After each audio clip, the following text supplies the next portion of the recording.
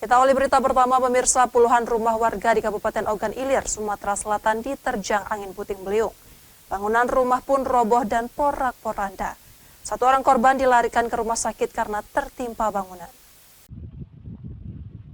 Sebanyak 25 rumah semi permanen di Desa Kota Daro 2 dan Desa Pinang Jaya, Ogan Ilir, Sumatera Selatan rata dengan tanah akibat diterjang angin puting beliung. Satu orang korban dilarikan ke Rumah Sakit Kayu Agung Oki lantaran tertimpa bangunan rumah guna mendapatkan pertolongan pertama. Kejadian ini terjadi pada Jumat petang kemarin, sekitar pukul 4 sore. Angin berputar dari arah utara menghantam rumah warga yang terbuat dari kayu, sehingga meratakan bangunan tersebut. Beruntung peristiwa ini tidak memakan korban jiwa, namun pemilik rumah terpaksa dilarikan ke Rumah Sakit Kayu Agung karena kepala tertimpa bangunan rumah.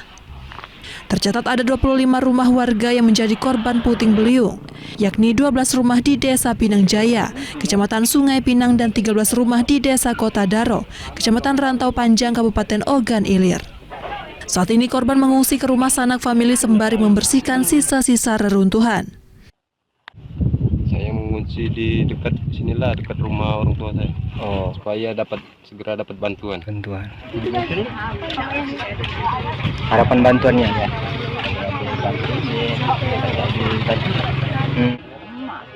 Warga berharap pemerintah bisa membangunkan lagi rumah yang sudah ambruk. Dari Ogan Ilir, Fitriadi, iNews melaporkan.